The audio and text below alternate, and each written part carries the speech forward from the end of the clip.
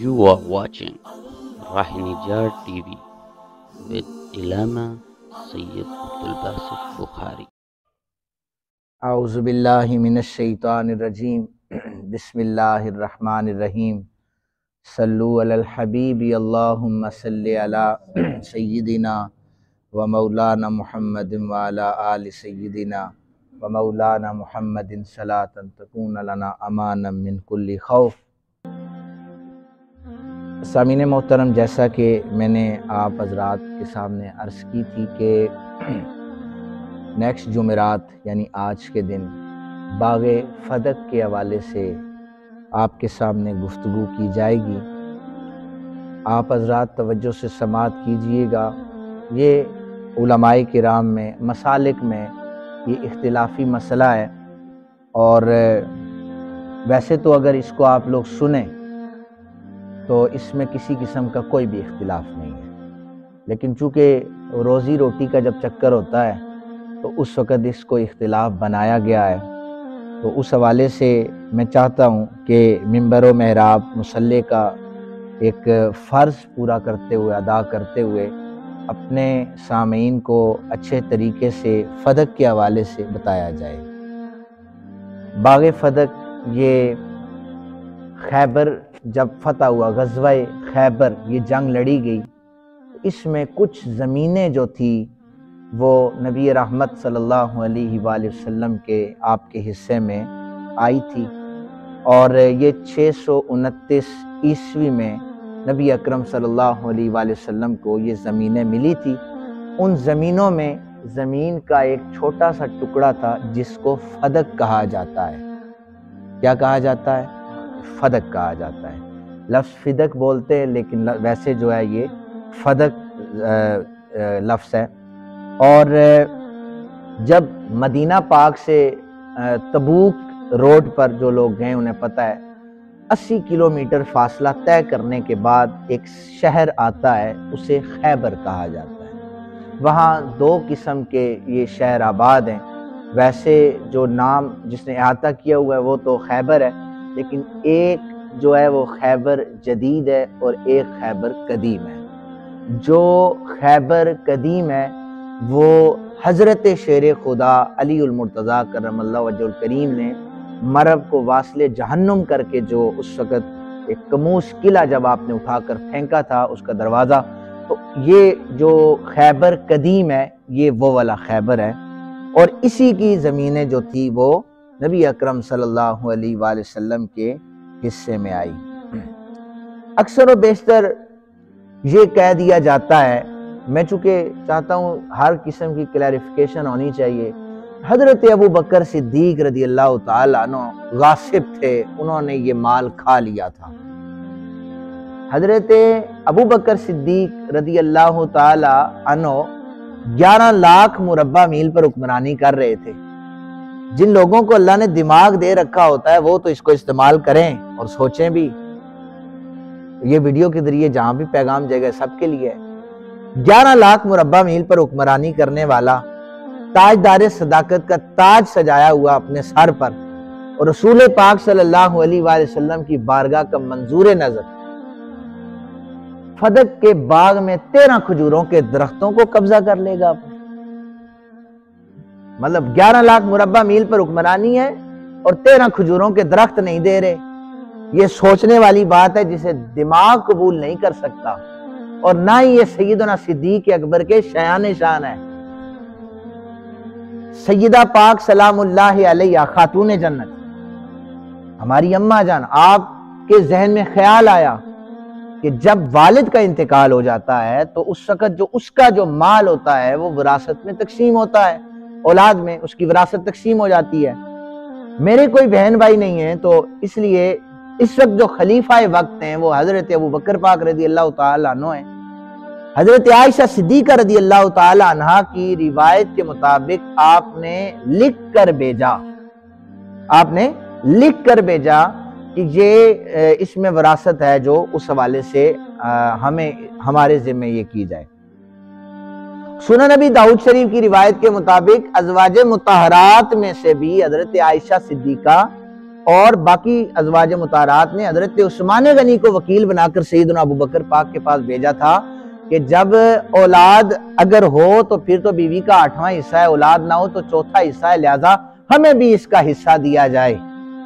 اہل بیت میں صرف ہم یہ نہیں کہہ سکتے کہ آپ صرف امام حسن پاک، حسین پاک، حضرت فاطمہ پاک کو رکھیں اور ازواج کو سائڈ پہ کر دیں۔ بیویاں جو ہوتی ہیں یہ اہل بیت میں سے ہوتی ہیں، یہ اہل سنت کا عقیدہ ہے۔ ون سائیڈڈ عقیدہ بیان کرنا یہ صرف روزی روٹی کا چکر ہے۔ آپ جو احادیث ہیں، تاریخ ہیں، جو اتھینٹک ہیں، ان کو آپ رکھیں۔ اب یہ دونوں معاملے سیدہ فاطمہ پاک والا اور ازواج مطہرات والا حضرت ابو بکر پاک کے پاس یہ معاملہ پیش ہو گیا۔ جناب ابو بکر پاک نے، اور یاد رکھیں کہ یہ شیعہ عالم ملا باقر مجلسی نے اپنی کتاب حق الیقین کے اندر یہ لکھا ہے، اور طبقات، یہ کتاب ہے طبقات سعد، یہ 26 سال پہلے امام بخاری سے ان کا انتقال ہوا ہے۔ امام بخاری سے 26 سال پہلے ان کا انتقال ہو گیا ہے، یہ ان سے سینئر ہے۔ انہوں نے بھی لکھا، یہ اہل سنت کی کتاب ہے، اور اس میں لکھا ہے کہ حضرت ابو بکر پاک رضی اللہ تعالیٰ عنہ کے پاس جب مطالبہ پہنچا نا تو آپ نے کیا کمال جملہ ارشاد فرمایا۔ آپ نے فرمایا، سیدہ اگر آپ کو جائیداد کی ضرورت ہے نا، ابو بکر کی ساری جائیداد آپ کے قدموں پہ قربان ہے، ساری جائیداد قدموں پہ قربان ہے۔ رہا میری بیٹی عائشہ ہے، اور حضرت عمر بن خطاب کی بیٹی حضرت حفصہ رضی اللہ تعالی عنہ ہے، ان کا بھی یہی سوال تھا، حضرت فاطمہ کا بھی تھا۔ رہا آپ لوگوں کا یہ سوال تو سنیں کہ جو انبیاء کا معاملہ ہے اور امتیوں کا معاملہ ہے یہ جدا جدا ہوتا ہے۔ جب کوئی امتی دنیا سے چلا جاتا ہے اس کی مال وراثت بن کر تقسیم ہو جاتی ہے اولاد میں، اور جب کوئی نبی چلا جاتا ہے اس کی وراثت وہ صدقہ بن کر امت میں تقسیم ہو جاتی ہے، اولاد کو نہیں ملتی، کیونکہ انبیاء کی وراثت مال نہیں ہوا کرتی۔ حضرت ابو بکر پاک فرما رہے ہیں کہ دیکھیں آپ کا سوال ہے، لیکن یاد رکھیں کہ سید الانبیاء صلی اللہ علیہ وآلہ وسلم کی یہ حدیث مبارکہ ہے۔ سیدہ کائنات سلام اللہ علیہا، آپ نے یہ جملہ سنا، پھر اہل سنت کی کتب میں موجود ہے، اہل تشیع نے بھی لکھا ہے کہ آپ نے مشہور جملہ سننے کے بعد یہ لفظ کہ اما انت سمیت رسول اللہ فانت ابو بکر، ابو بکر آپ ویسا ہی کریں جیسا آپ نے رسول پاک صلی اللہ علیہ وآلہ وسلم سے سنا ہے۔ کیسے سیدہ فاطمہ یہ کہہ سکتی ہیں کہ آپ وہ کریں جو حضور نے نہیں فرمایا، اور حضرت ابو بکر پاک کیسے حضور کے فرمان سے پھر سکتے ہیں؟ ذہن اس کو قبول کرنے کے لیے تیار ہی نہیں ہے۔ یہ معاملہ پیش ہوا، سیدہ پاک نے فرمایا جیسا حضور نے ارشاد فرما دیا ویسا کریں، بات ہو گئی ختم۔ یہاں یہ اتنا سا مسئلہ ہے سارا فدق کا۔ اب ایک اعتراض یہ ہوتا ہے جی ابو بکر صدیق نے کچھ عرصے پہلے ایک عورت وکیل تھی، اس نے جناب یہ کہا کہ ابو بکر غاصب تھے، انہوں نے ان کا حق مارا ہے۔ چلیں جی، حضرت ابو بکر ہو گئے غاصب، اس کے بعد دور آیا حضرت عمر بن خطاب کا، انہوں نے بھی نہیں دیا نا، وہ دوسرے غاصب ہو گئے۔ تیسرے نمبر پر حضرت عثمان غنی آ گئے، وہ بھی غاصب ہو گئے۔ پھر نمبر آیا حضرت علی کا، حضرت علی نے بھی نہیں دیا۔ تو شیر خدا ان کے شوہر ہیں، حسنین کریمین کے والد گرامی ہیں، ابا جان ہیں، انہوں نے بھی تو نہیں دیا۔ آپ کا انتقال ہوا تو 5 مہینے حضرت امام حسن پاک علیہ السلام آپ نے خلافت سنبھالی، آپ نے بھی نہیں دیا۔ تو پتہ چلا جہاں اگر تم حضرت ابوبکر صدیق کو غاصب کہتے ہو تو حضرت علی اور حضرت امام حسن بھی زد میں آئیں گے۔ لہذا یہ پرلے درجے کی بیوقوفی ہے کہ ایک بندے کو نامینیٹ کر لینا، باقیوں کو چھوڑ دینا، یہ جو ہے یہ فراڈ انہوں نے لگایا ہوا ہے لوگوں کو ورگلانے کے لیے اور امت میں اختلاف ڈالنے کے لیے، فضول قسم کا۔ جو میں نے عرض کر دیا ہے یہاں پر معاملہ ختم ہو گیا تھا۔ دیکھیں لکھا ہوا ہے کہ حضرت ابوبکر صدیق نے مرتے دم تک، حضرت فاطمہ نے وصال تک حضرت ابوبکر صدیق سے بات نہیں کی۔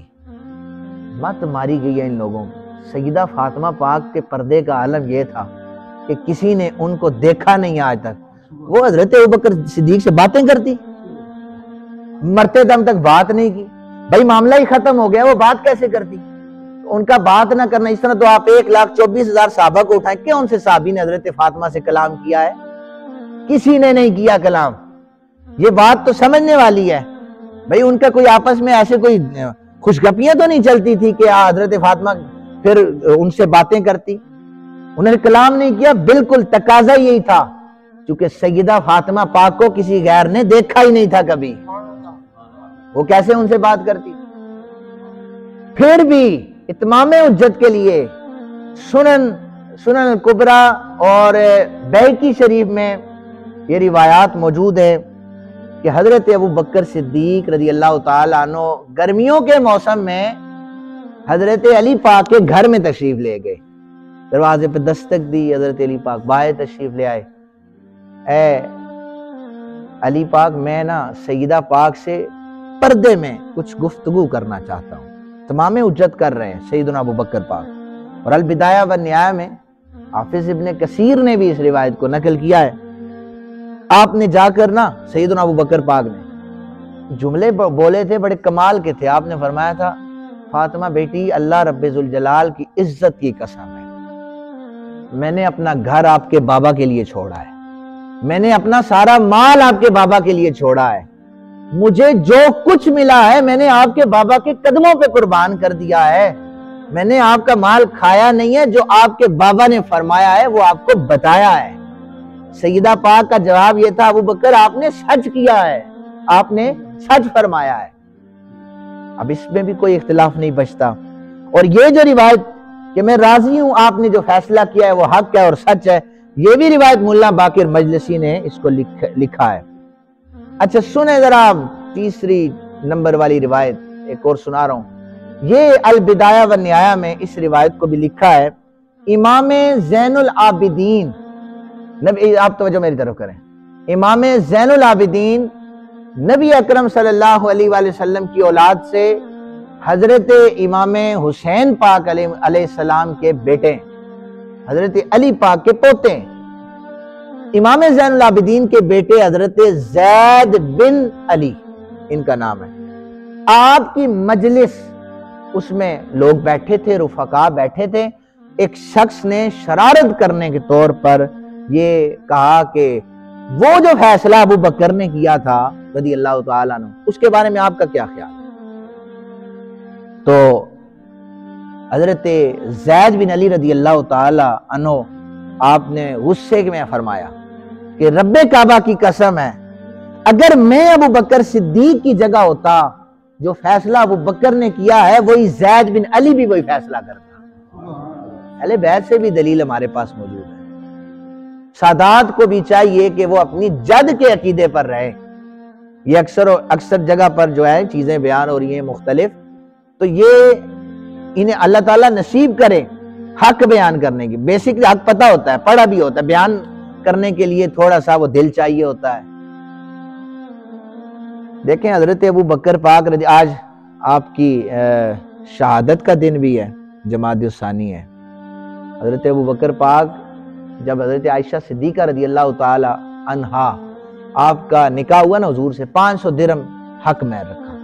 اب درہم جو مہر ہے وہ دلہا نے دینا ہے، نبی پاک صلی اللہ علیہ وسلم کی جیب سے جانے۔ حضرت ابوبکر صدیق پاک کو یہ گوارا نہ ہوا کہ نبی اکرم صلی اللہ علیہ وآلہ وسلم کی جیب مبارک سے 500 درہم جائیں۔ حق مہر مقرر ہو گیا، سیدنا ابوبکر پاک نے اپنے پاس سے حق مہر ادا کر دیا۔ اور پھر جب ہجرت ہوئی تو مسجد نبوی شریف خریدنے کی بات ہے جو پہلے میں عرض کر چکا ہوں، تو اس میں بھی حضرت ابوبکر صدیق نے وہ جو زمین تھی جو ریاض الجنہ ہے یہ بھی خرید کر حضرت ابوبکر صدیق نے وقف کی۔ اور پھر اس کے بعد ہجرت کرنے سے پہلے جو 2 اونٹنیاں سرکار دو عالم صلی اللہ علیہ وآلہ وسلم کے لیے تیار ہوئی تھی وہ بھی جناب ابوبکر پاک نے ہی تیار کی تھی، اس کے پیسے حضور نے زبردستی دیے تھے تاکہ میری مالی ہجرت بھی ہو۔ اور جس ایسے حضرت ابوبکر پاک کے جن سے پوچھا گیا کہ آپ کی خواہش کیا ہے، تو سیدنا ابوبکر پاک نے فرمایا میری خواہشوں میں سے ایک خواہش یہ ہے مال ابو بکر کا ہو اور قربان سرکار دو عالم پر ہوتا رہے۔ 13 کھجوریں کھا جائیں گے ان کے باغ، 13 درخت لگے ہوئے ہیں، چھوٹی سی زمین ہے، لہذا ایسے نہیں ہے۔ یہ بعد میں حضرت ثانی عمر بن عبدالعزیز رضی اللہ تعالی عنہ، آپ نے پھر یہ فرمایا تھا کہ جس طرح نبی اکرم صلی اللہ علیہ وآلہ وسلم کے مبارک دور میں یہ حصہ یہاں سے آتا تھا، اہل بیت میں تقسیم ہوتا تھا، اور پھر اسی طرح اس میں سے جو صدقات نکلتے تھے وہ تقسیم ہوتے تھے، اسی طرح اگر اہل بیت اس کو چلا سکتے ہیں تو حضرت عمر بن عبدالعزیز نے یہ وقف کر دیا تھا، پھر دوبارہ انہیں اہل بیت کے ذمہ کر دیا تھا یہ حضرت عمر بن عبدالعزیز نے۔ تو لہذا یہ ساری چیزیں بتانے کا مقصد یہ ہے کہ خبردار اگر کوئی یہ کہے کہ صحابہ والے بیت میں کسی قسم کا کوئی اختلاف تھا، کوئی اختلاف نہیں تھا۔ صحابہ کرام رضوان اللہ تعالی عنہ مجمعین اہل بیت کی بے حد عزت کیا کرتے تھے، ان میں توڑنے کی کوئی بندہ کوشش نہ کرے، چونکہ وہ نبی اکرم صلی اللہ علیہ وآلہ وسلم کے نظر سے صحابی بنے تھے۔ صحابہ کرام کا بھی اپنا مقام ہے، خون رسول پاک صلی اللہ علیہ وآلہ وسلم کا بھی اپنا مقام ہے۔ اہل سنت کا عقیدہ یہ ہے کہ ہر دو ہمارے سر کا تاج ہیں، ہمارے لیے مشعل راہ ہیں۔ اللہ تعالی ہمیں سمجھنے کی توفیق عطا فرمائے۔ وما علینا الا البلاغ المبین۔